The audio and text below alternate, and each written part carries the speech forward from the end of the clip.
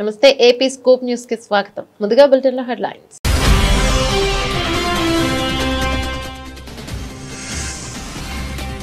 Asia cup లో పాకీపై బెబ్బులిలా గర్జించిన Bharat. Captain Suryakumar అజయ్య innings తో team India ఘన విజయం.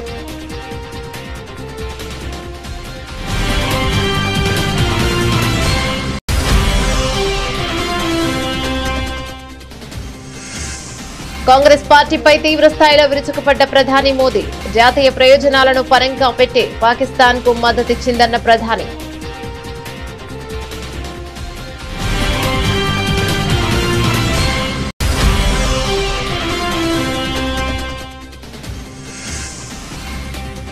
తనపై వస్తున్న విమర్శలకు కౌంటర్ ఇచ్చిన కేంద్ర మంత్రి నితిన్ గడ్కరీ. ఎవరిని మోసం చేయాల్సిన అవసరం లేదని వివరణ.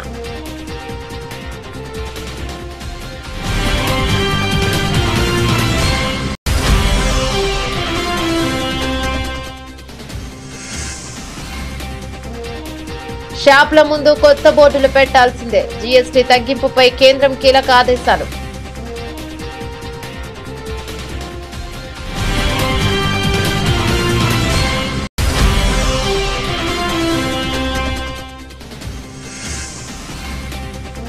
జూబ్లీహిల్స్ ఉప ఎన్నిక స్వయంగా రంగంలోకి దిగిన సీఎం రేవంత్ రెడ్డి.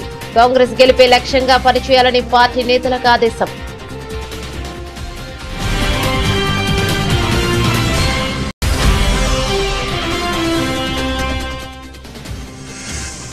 తిరుపతిలో అత్యాధునిక బస్ స్టేషన్ నిర్మాణానికి సన్నాహాలు. రాష్ట్రంలోని అన్ని బస్ స్టేషన్లను ఆధునీకరించాలని అధికారులకు సీఎం చంద్రబాబు ఆదేశం.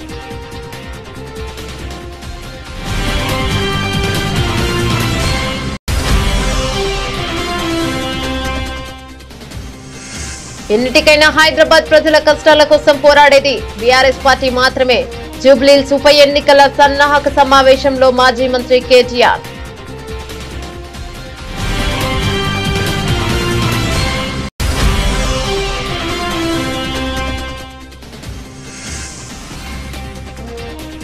శాంతి భద్రతలను పరీక్షించాలని మాట్లాడే అర్హతే చంద్రబాబుకు లేదు. తీవ్ర స్థాయిలో ధ్వజమెత్తిన మాజీ ఎమ్మెల్యే టీజేఆర్ సుధాకర్ బాబు.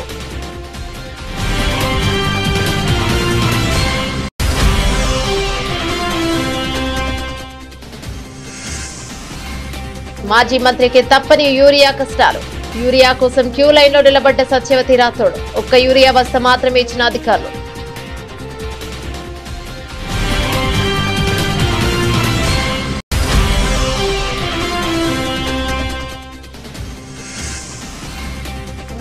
ప్రమాదంలో సింగరేణి మనుగడ సంస్థపై కేంద్ర రాష్ట్ర ప్రభుత్వాల విపక్ష చూపిస్తున్నాయంటూ మాజీ మంత్రి కొప్పుల ఈశ్వర్ ఆగ్రహం.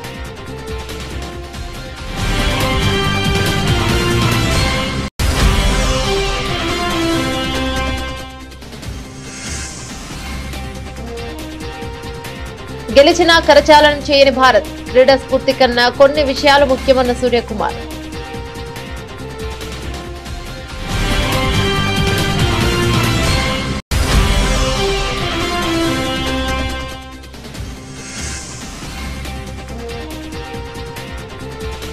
స్టాక్ మార్కెట్ ట్రేడింగ్ షురూ. ఫ్లాట్ గా సూచీలు.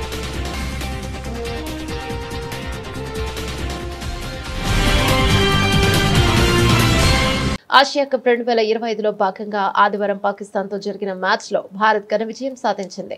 ఈ మ్యాచ్ లో పాకిస్తాన్ నిర్దేశించిన 128 పరుగుల లక్ష్యాన్ని భారత్ కేవలం 15.5 ఓవర్లలోనే ఛేదించి సునాయాస విజయాన్ని అందుకుంది.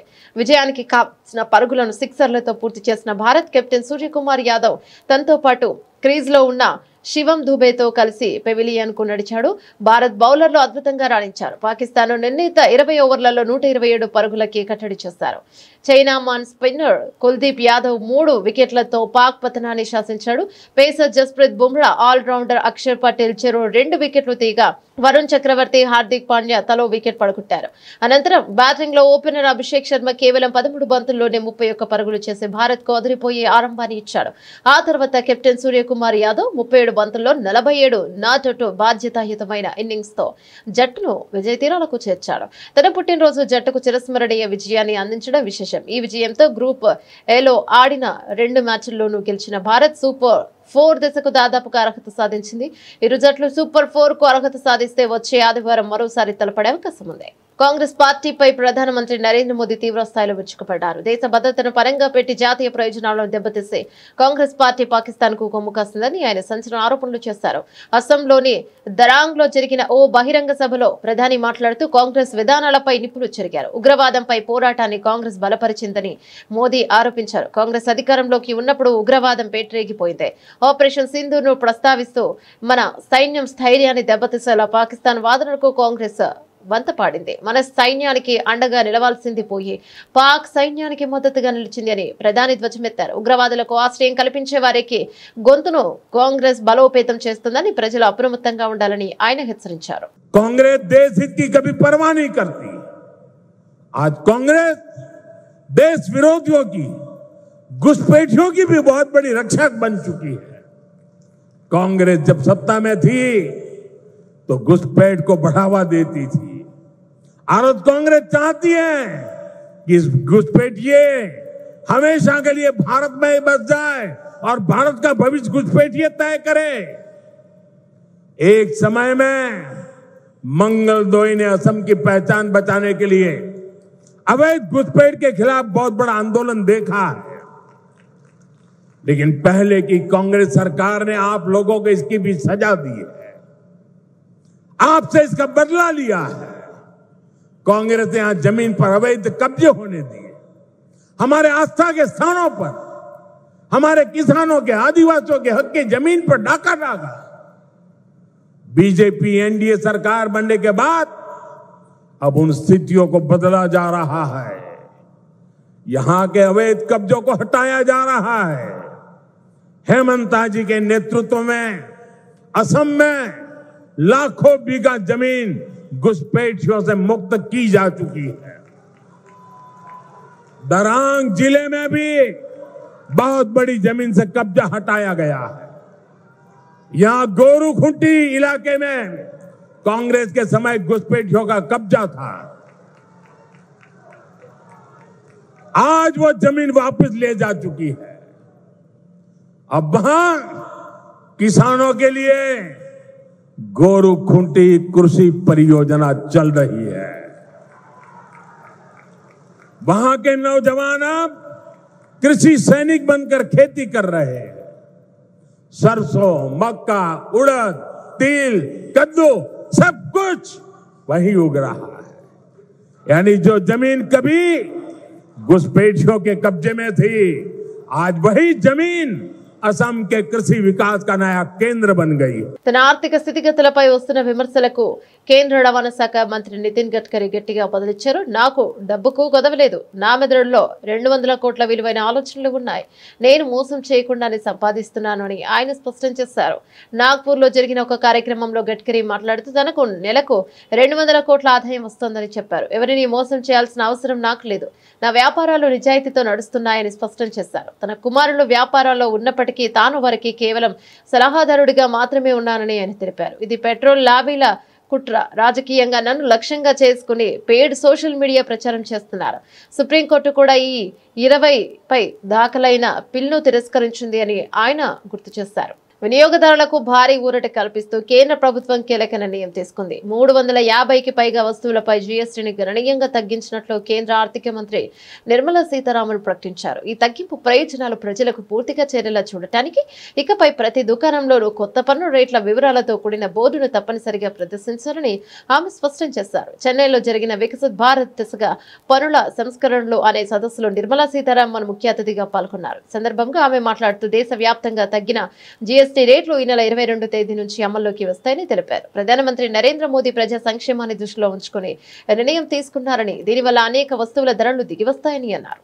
அதனாலதான் சொல்றோம், இந்த மாதிரி 99% of all the goods in 12% have come to 5. 12%ல இப்ப வரைக்கும் வருது 99%, அதுல 1% தான் 18க்கு போயிருக்கு, மீதி எல்லாம் 5க்கு வந்துருச்சு, குறைஞ்சிருச்சு. ஸோ 12 எடுத்துட்டோம்னா 99% 5 கொண்டு போயிட்டு மீதி 1% 18 கொண்டு எடுத்துட்டு போயிருக்கோம். அதே மாதிரி 28% டாக்ஸ்ல இருந்து எத்தனை ஐட்டம்ஸ் கீழே வந்திருக்குன்றத கூட எடுத்து விளக்கி சொல்றோம். 28 இனிமே இல்லை. 28ல இருந்து சில ஐட்டம்ஸ்க்கு மேல காம்பன்சேஷன் செஸ்ஸும் போட்ட போது அந்த ஐட்டம்ல 53%, 88% வரைக்கும் கூட போயிட்டு இருந்தது. அதை நம்ம சின் குட்ஸ் அப்படின்னு முன்னாடி சொல்லிட்டு இருந்தாங்க, டிமெரிட் குட்ஸ். அது கம்ப்ளீட்டா 40-50 தாண்டி கூட வரி போயிட்டு இருந்தது. ஸோ இது சின்ன விளக்கம் உங்களுக்கு இது பிக்சர்ல சொல்றோம். జూబ్లీహిల్స్ అసెంబ్లీ నియోజకవర్గానికి త్వరలో జరగనున్న ఉప ఎన్నికను తెలంగాణ కాంగ్రెస్ పార్టీ ప్రతిష్టాత్మకంగా తీసుకుంది. ఈ నేపథ్యంలో ముఖ్యమంత్రి రేవంత్ రెడ్డి స్వయంగా రంగంలోకి దిగి పార్టీ గెలుపు వ్యూహాలపై దృష్టి సారించారు. ఉప ఎన్నికలో కాంగ్రెస్ అభ్యర్థి విజయం కోసం అనుసరించాల్సిన ప్రణాళికలపై ఆయన పార్టీ ముఖ్య నేతలతో కీలక సమావేశం నిర్వహించారు. ఈ సమావేశంలో జూబ్లీహిల్స్ నియోజకవర్గంలోని అన్ని డివిజన్ల ఇన్ఛార్జీలు, స్థానిక నాయకులు పాల్గొన్నారు. ఈ సందర్భంగా సీఎం రేవంత్ రెడ్డి మాట్లాడుతూ పార్టీ గెలుపు కోసం ప్రతి నాయకుడు, కార్యకర్త పూర్తి సమన్వయంతో పనిచేయాలని ఆదేశించారు. ప్రభుత్వం అమలు చేస్తున్న సంక్షేమ అభివృద్ధి కార్యక్రమాలను ప్రతి గడపకు చేర్చాలని, భూస్థాయి నుంచి పటిష్టంగా పనిచేయాలని ఆయన దిశానిర్దేశం చేశారు. నియోజకవర్గంలోని సమస్యలన్నింటినీ కాంగ్రెస్ ప్రభుత్వం పరిష్కరిస్తుందనే భరోసాను ప్రజలకు కల్పించాలి. అభ్యర్థి ఎవరనేది all India Congress committee AICC నిర్ణయిస్తుంది. కానీ అభ్యర్థి ఎవరైనా పార్టీని గెలిపించే బాధ్యత మీ అందరిపై ఉందని సీఎం రేవంత్ రెడ్డి స్పష్టం చేశారు. క్షేత్రస్థాయిలో పరిస్థితులను ఎప్పటికప్పుడు తనకు నివేదించాలని కూడా ఆయన సూచించారు. రోజు రోజుకు పెరుగుతున్న యాత్రికుల రద్దీని దృష్టిలో పెట్టుకుని తిరుపతిలో అత్యాధునిక బస్ స్టేషన్ నిర్మించాలని, అన్ని సౌకర్యాలతో ఆకట్టుకునేలా ఉండాలని ముఖ్యమంత్రి చంద్రబాబు అధికారులను ఆదేశించారు. తన క్యాంపు కార్యాలయంలో national highways logistics management limited APSRTC అధికారులతో సమీక్ష నిర్వహించిన సీఎం చంద్రబాబు నూతనంగా నిర్మించే బస్ స్టేషన్లో సుమారు 150 బస్సులు ఒకేసారి నిలిపి ఉంచేలా బస్ స్టే ఉండాలని, హెలిప్యాడ్ సౌకర్యంతో పాటు రోప్వే, కమర్షియల్ కాంప్లెక్స్ లు, మాల్స్, మల్టీప్లెక్స్ లతో డిజైన్లు రూపొందించాలని అధికారులకు సూచించారు. 2 బస్ ఎంట్రీలు, ఎగ్జిట్ వేలు 2 ఏర్పాటు చేయాలని, సోలార్ రూఫ్ టాప్ తో సొంత విద్యుత్ అవసరాలు తీర్చుకునేలా చూడాలన్నారు. మొత్తం 13 ఎకరాల విస్తీర్ణంలో నిర్మించి తలపెట్టిన ఈ బస్ స్టేషన్ కనీసం 1,00,000 మంది నిత్యం రాకపోకలు కొనసాగించేందుకు వీలుగా నిర్మాణం చేయాలన్నారు. భవిష్యత్తులో అన్ని ఎలక్ట్రిక్ బస్సులే నడపనున్న నేపథ్యంలో ప్రతి బస్సుకు ఛార్జింగ్ సౌకర్యం ఏర్పాటు చేయాలని ముఖ్యమంత్రి చెప్పారు. దీనికి సంబంధించిన మొత్తం 5 మోడల్స్ ను ముఖ్యమంత్రి పరిశీలించారు. వాటిని మరింత అభివృద్ధి చేయాలన్నారు. దీనికోసం స్టేక్ హోల్డర్లతో సమావేశం నిర్వహించాలన్నారు. అలాగే రాష్ట్రంలో అన్ని బస్ స్టేషన్లు ఆధునీకరించేందుకు ప్రణాళికలు సిద్ధం చేయాలని సీఎం సూచించారు. దివంగత నేత, ఉమ్మడి ఆంధ్రప్రదేశ్ మాజీ సీఎం రాజశేఖర రెడ్డి తెచ్చిన ఫీజు రీయింబర్స్మెంట్ పథకాన్ని కేసీఆర్ ప్రభుత్వం కొనసాగిస్తే కాంగ్రెస్ ప్రభుత్వం మూసేసిందని బీఆర్ఎస్ వర్కింగ్ ప్రెసిడెంట్, మాజీ మంత్రి కేటీఆర్ మండిపడ్డారు. 13 లక్షల మంది విద్యార్థుల మంచి కోసం తెచ్చిన ఫీజు రీయింబర్స్మెంట్ పథకానికి డబ్బులు లేవని, ఇవ్వలేమని డిప్యూటీ సీఎం భట్టి విక్రమార్క చెప్పారని, అదే 2014 వరకు కాంగ్రెస్ వదిలేసిపోయిన 3,000 కోట్లు తాము అధికారంలోకి వచ్చిన తర్వాత ఇచ్చామని తెలిపారు. అలాగే రాష్ట్రంలో కాంగ్రెస్ పాలనలో లా అండ్ ఆర్డర్ దారి తప్పిందన్నారు. హైదరాబాద్ నగరాన్ని పట్టించుకునే నాదుడే లేడని, అందుకు నిదర్శనం ఇటీవల చందానగర్ లో పట్టపగలు బంగారు షాప్ లో దొంగతనం జరిగిందని గుర్తు చేశారు. క్రైమ్ రేట్ 41% పెరిగింది. లా అండ్ ఆర్డర్ పూర్తిగా అదుపు తప్పిందన్నారు. జూబ్లీహిల్స్ ఉప ఎన్నికలయ్యాక ఇప్పుడు తిరుగుతున్న ఒక్క మంత్రి కూడా కనబడరని, ఎప్పటికైనా హైదరాబాద్ ప్రజల కష్టాల కోసం పోరాడేది బీఆర్ఎస్ పార్టీ మాత్రమే అని కేటీఆర్ పేర్కొన్నారు. నిన్న వీళ్ళు ఏమంటారు ఎరికైనా కాంగ్రెస్ వాళ్ళు, డిప్యూటీ సీఎం, ఏ డిప్యూటీ సీఎం అయితే మాట ఇచ్చిండో మాకు తెలుసు, 100 సంవత్సరాల పార్టీ, 120 సంవత్సరాల పార్టీ, రాష్ట్రాన్ని ఎట్లా నడపాలో మాకు తెలిసినట్టు ఎవరికి తెలియదు అని చెప్పిన పెద్ద మనిషి నిన్న చెప్తున్నాడు, మీకు ఫీజు రీయింబర్స్మెంట్ ఇచ్చినందుకు మా అక్కడ పైసలు లేవట విద్యార్థులకు. అంటే ఎంత అన్యాయం అంటే 13 లక్షల మంది విద్యార్థులు, ఒక్కరు కాదు, ఇద్దరు కాదు, 13 లక్షల మంది విద్యార్థులకు ఇలా శటగోపం పెడుతున్నది కాంగ్రెస్ పార్టీ. వాళ్ళు సర్టిఫికెట్లు తీసుకోలేకుండా కాలేజీలకి వెళ్ళి వాళ్ళని ఆగం చేస్తున్నది కాంగ్రెస్ పార్టీ. ముస్లింలు కావచ్చు, ఎస్సీలు కావచ్చు, ఎస్టీలు కావచ్చు, బీసీలు కావచ్చు, లేదా అగ్రవర్ణాల్లో ఉండే పేదలు కావచ్చు, బాగుండాలే, చదువుకోవాలన్న ఉద్దేశంతో ఒక మంచి పథకం ఆనాడు రాజశేఖర రెడ్డి గారు పెడితే దాన్ని కొనసాగించింది కేసీఆర్ గారి ప్రభుత్వం. మనం ఎన్నడూ వివక్ష చూపెట్టలేదు. చంద్రబాబు నాయుడు గారు ఏమన్నా మంచి పథకం తెచ్చింటే దాన్ని కూడా కొనసాగించినాం. రాజశేఖర రెడ్డి గారు ఏమైనా తెచ్చింటే దాన్ని కొనసాగించినాం. రోషయ్య గారు ఏమైనా తెచ్చింటే దాన్ని కొనసాగించినాం. అట్లాగే కిరణ్ కుమార్ రెడ్డి ఏమైనా మంచి పని చేస్తే దాన్ని కూడా కొనసాగించినాం. తర్వాత మన పథకాలు మనం తెచ్చాం. చందానగర్లో మొన్న పొద్దున పూట, మనకి ఎక్కువ దూరం కూడా కాదు, 4-5 కిలోమీటర్ల అవతల చందానగర్లో పొద్దున పూట బంగారం షాప్ మీద పడి దొంగలు తుపాకులు పట్టుకొని ఆయనతో దోసుకొని పోయారు. చూసిరా టీవీలో లేదా? ఇలా పట్టించుకుంటాడు లేడు హైదరాబాద్లో, భయం లేదు, భక్తి లేదు. ఎందుకంటే వీళ్ళే దోసుకోవట్రు, దండుపాలెం బ్యాచ్ లెక్క వీళ్ళే మోపోయినారు.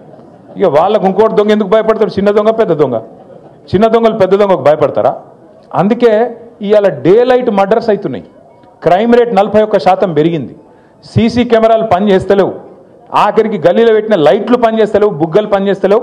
కింద పొక్కలు పడితే పొక్కలు ఊడ్చేటోడు కూడా లేడు, పట్టించుకున్నోడు లేడు. వీళ్ళట జూబ్లీ హిల్స్లో మాగంటి గోపీనాథ్ ఆశయాలు మేము కొనసాగిస్తాం, మేము ఇది చేస్తాం అది చేస్తాం అన్న చెప్పింది, సుధీర్ అన్న చెప్పింది కరెక్ట్. రేపు తెల్లారి ఎలక్షన్ అయిపోయిన తెల్లారి నవంబర్ మాసం తర్వాత ఇవాళ మీ ఇండ్ల చుట్టూ తిరుగుతున్న ఈ కాంగ్రెస్ నాయకులు ఒక్కడంటే ఒక్కడు మళ్ళీ అడ్రస్ కూడా లేకుండా వారిపోతారు, ఫోన్ నంబర్లు కూడా మార్చుకుంటారు. ఇది జరగకపోతే నన్ను పట్టుకోవాలని చెప్పి నేను కోరుతా ఉన్నా. ఒక్క మనిషి కూడా మళ్ళీ కనబడాడు. మళ్ళా చివరికి మిగిలేది గిదే గులాబీ కండువా, గిదే గులాబీ దండు, గిదే టీఆర్ఎస్ సైన్యం కేసీఆర్, సైన్యం కేసీఆర్ బలగం తప్ప ఎవరు కూడా మిగిలరు, కనబడరు. మళ్ళా హైదరాబాద్ ప్రజలతోని మళ్ళా కలిసిమెలిసి ఉండేది, మళ్ళా కొట్లాడేది, సమస్యల పరిష్కారానికి ముంగట పడేది మన పార్టీ తప్ప వాళ్ళతో కాదు. కాంగ్రెస్ వాళ్ళు వచ్చినాక ఒక్క ఇల్లు కట్టిరా హైదరాబాద్లో? కట్టిరా? నాకు తెలియకుండా నన్ను సీక్రెట్ కట్టిరేమి? ఒక్క ఇల్లు కట్టలేదు, కానీ ఎన్ని ఇల్లు గులగొట్టిరు చూడురు మీరు. ఒక్కసారి ఆ వీడియోలు చూడరు. మూసీలో గులగొట్టిరు, ఏడ పడతాడపోయి ఇష్టం వచ్చినట్టు గరీబోళ్ళ ఇల్లు గులగొట్టిరు. కేసీఆర్ ఉన్నప్పుడేమో 1,00,000 మందికి పట్టాలు ఇచ్చిండు కేసీఆర్. జీవో నంబర్ 58, 59 కింద గరీబోళ్ళు తెలుసో తెలియకనో ఎక్కడన్నా ఒక గుడిసెనో ఒక చిన్న రేకుల షెడ్ వేసుకుంటే వాళ్ళందరికీ గ్యారంటీ ఉండాలని చెప్పి 1,00,000 మందికి పట్టాలు ఇచ్చిన నాయకుడు కేసీఆర్ గారు. అదే ఈ రేవంత్ రెడ్డి ప్రభుత్వం వచ్చినాక తప్పకుండా నాకు తెలిసి కొన్ని వేల ఇండ్లు కులగొట్టిరు.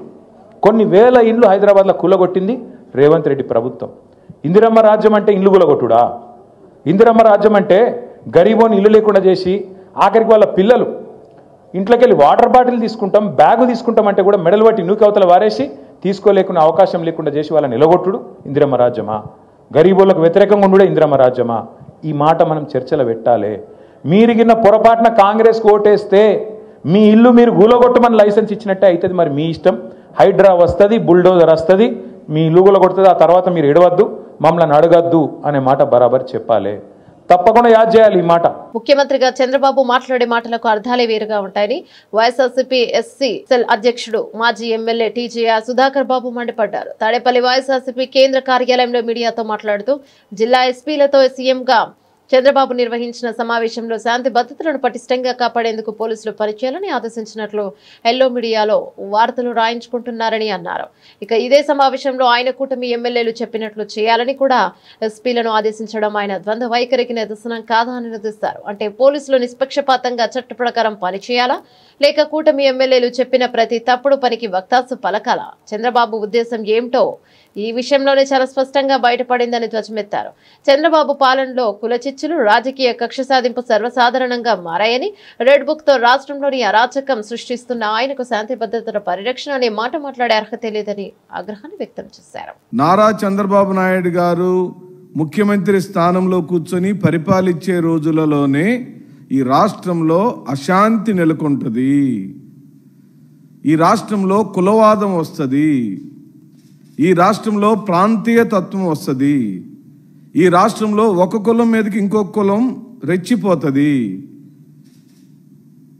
నువ్వు నాకన్నా తక్కువ కులస్తుడు అని చెప్పడానికి తాపత్రయపడుతుంది అని ఉమ్మడి రాష్ట్రంలోనూ జరిగిన ఘటనలను ఉదాహరణగా చెప్పగలుగుతాం. మీరు చేయించిన హత్యలకు సంబంధించిన ఉదాహరణలు చెప్పగలుగుతాం.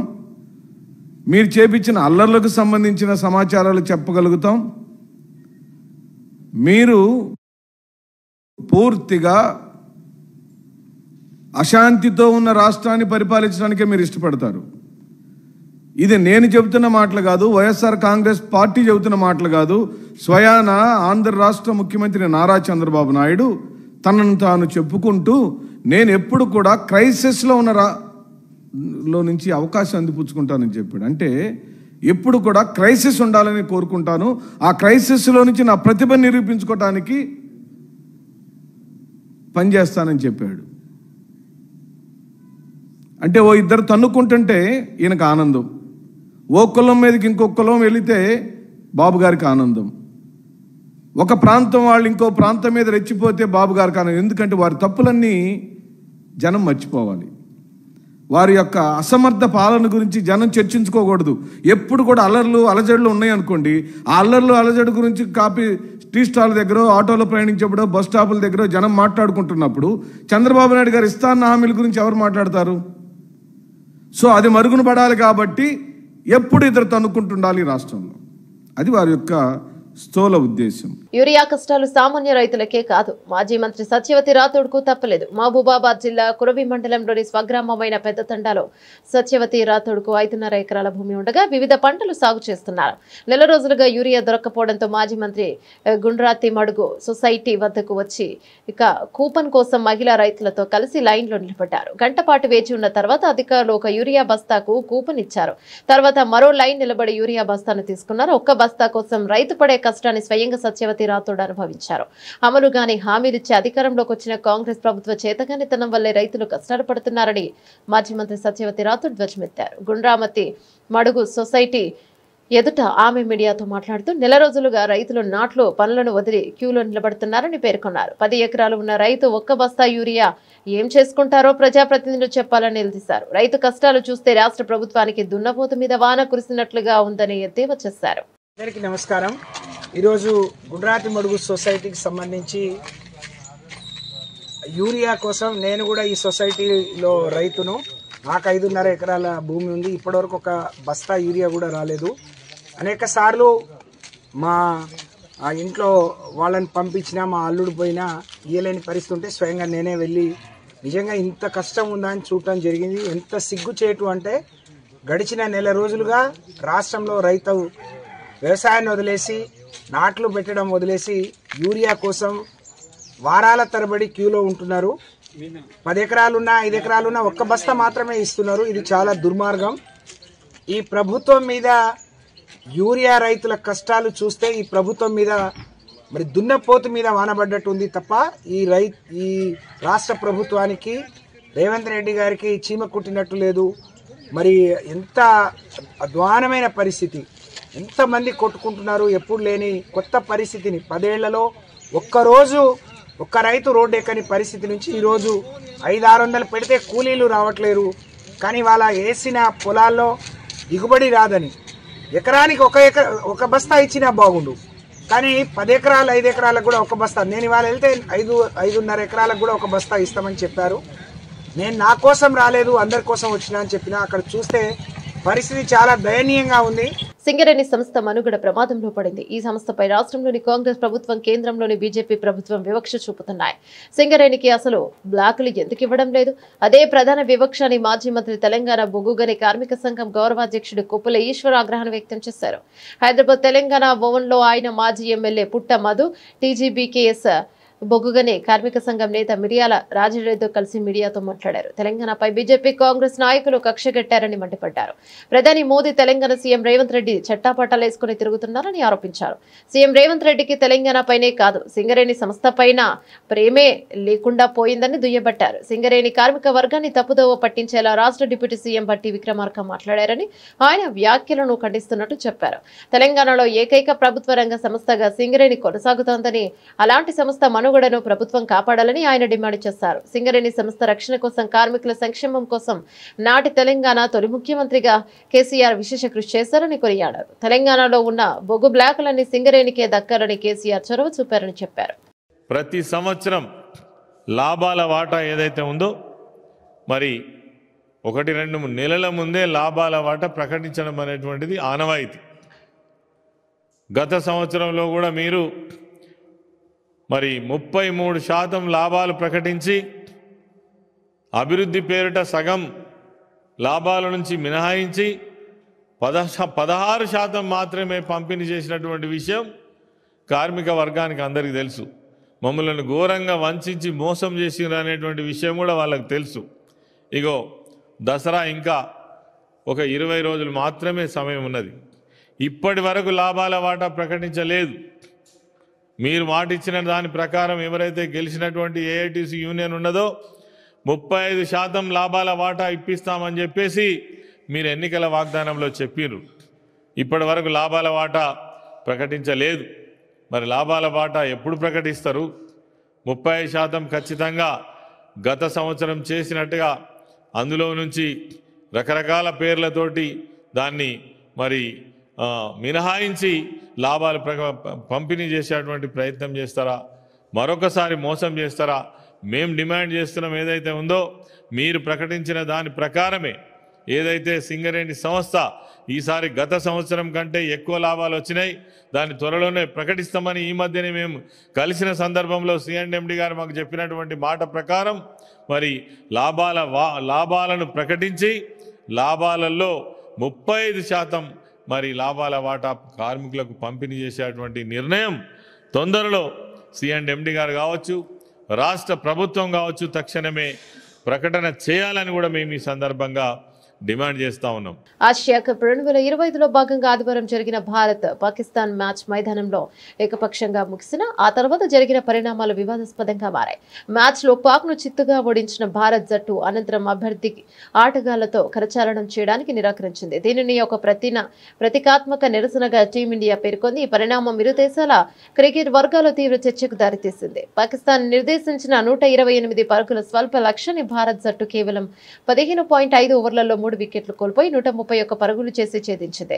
కెప్టెన్ సూర్యకుమార్ యాదవ్, శివం దుబే క్రీజుల్లో ఉండగా మ్యాచ్ ముగిసింది. అయితే విజయం సాధించిన వెంటనే భారత ఆటగాళ్లు ఎవరూ పాక్ ఆటగాళ్లతో కరచాలనం చేయకుండా నేరుగా డ్రెస్సింగ్ రూమ్ కు వెళ్లిపోయారు. ఈ నిరసన టాస్ సమయం నుంచే మొదలైంది. అప్పుడు కూడా సూర్యకుమార్ పాక్ కెప్టెన్ కు షేక్ హ్యాండ్ ఇవ్వలేదు. మ్యాచ్ అనంతరం పాకిస్తాన్ ఆటగాళ్లు భారత డ్రెస్సింగ్ రూమ్ వద్దకు వెళ్లగా సహాయక సిబ్బంది తలుపులు మూసివేసినట్లు సమాచారం. పరిణామాలతో తీవ్ర అసంతృప్తికి గురైన పాకిస్తాన్ కెప్టెన్ సల్మాన్ అలీ అఫ్గా ఇక పోస్ట్ మ్యాచ్ ప్రెజెంటేషన్ కార్యక్రమానికి హాజరు కాలేదు.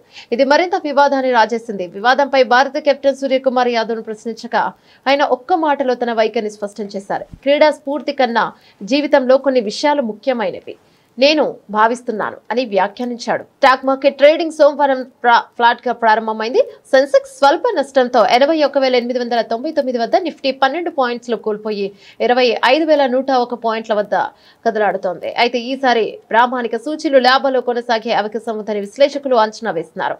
నిఫ్టీ సూచీలో Hero Motor Corp, Bajaj Finance, Maruti Suzuki తదితర షేర్లు లాభాలు ఉన్నాయి. Asian Paints, Shriram Finance share నష్టాల్లో కొనసాగుతున్నాయి. ఈసారి automobile, white goods, health care, cement, hotels రంగాల షేర్లు లాభపడే అవకాశం ఉందని మార్కెట్ వర్గాలు అంచనా వేస్తున్నాయి. మరోవైపు అమెరికా ఫెడరల్ రిజర్వ్ సమావేశం నేపథ్యంలో ఆసియా మార్కెట్లు సూచీలు ఫ్లాట్ గా కొనసాగుతున్నాయి. మదుపర్లు ఆచితూచి అడుగులు వేస్తున్నారు. వడ్డీ రేట్ల కొంత ఉండొచ్చన్న అంచనాలతో జాగ్రత్తగా వ్యవహరిస్తున్నారు. ఇక భారత్ అమెరికా మధ్య వాణిజ్య ఒప్పందంపై మార్కెట్ వర్గాలు భారీ అంచనాలు పెట్టుకున్నాయి. బ్రిటన్ ముగించే ముందు హెడ్లైన్స్ మరోసారి.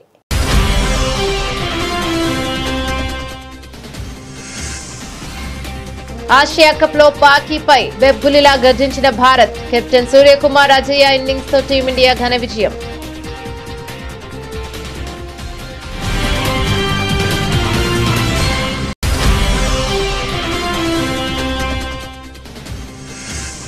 కాంగ్రెస్ పార్టీపై తీవ్ర స్థాయిలో విరుచుకుపడ్డ ప్రధాని మోదీ. జాతీయ ప్రయోజనాలను పరంగా పెట్టి పాకిస్తాన్ కు మద్దతిచ్చిందన్న ప్రధాని.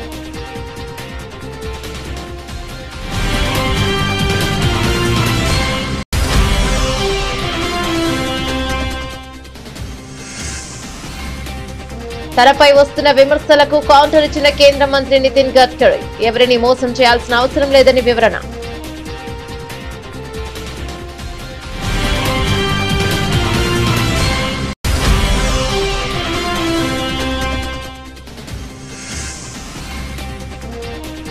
షాప్ల ముందు కొత్త బోర్డులు పెట్టాల్సిందే. జీఎస్టీ తగ్గింపుపై కేంద్రం కీలక ఆదేశాలు.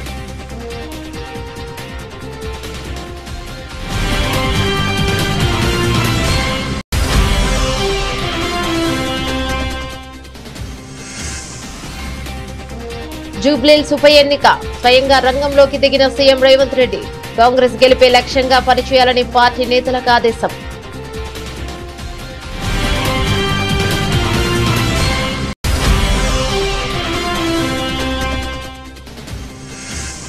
తిరుపతిలో అత్యాధునిక బస్ స్టేషన్ నిర్మాణానికి సన్నాహాలు. రాష్ట్రంలోని అన్ని బస్ స్టేషన్లను ఆధునీకరించాలని అధికారులకు సీఎం చంద్రబాబు ఆదేశం.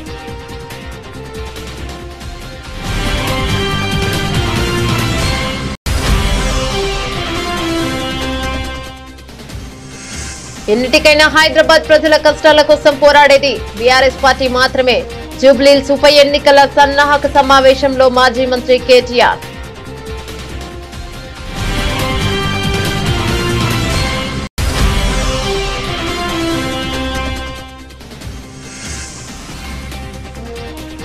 శాంతి భద్రతలను పరీక్షించాలని మాట్లాడే అర్హతే చంద్రబాబుకు లేదు. తీవ్ర స్థాయిలో ధ్వజమెత్తిన మాజీ ఎమ్మెల్యే టీజేఆర్ సుధాకర్ బాబు.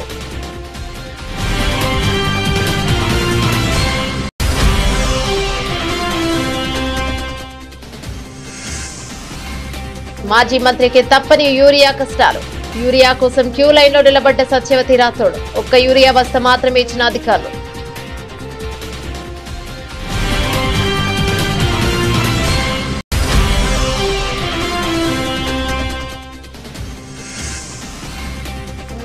ప్రమాదంలో సింగరేణి మనుగడ. సంస్థపై కేంద్ర రాష్ట్ర ప్రభుత్వాల విపక్ష చూపిస్తున్నాయంటూ మాజీ మంత్రి కొప్పుల ఈశ్వర్ ఆగ్రహం.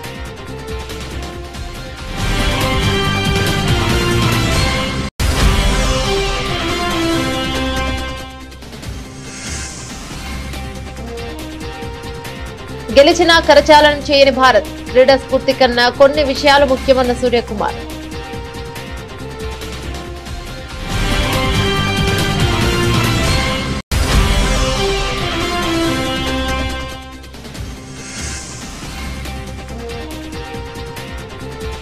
స్టాక్ మార్కెట్ ట్రేడింగ్ షురూ. ఫ్లాట్ గా సూచీలు.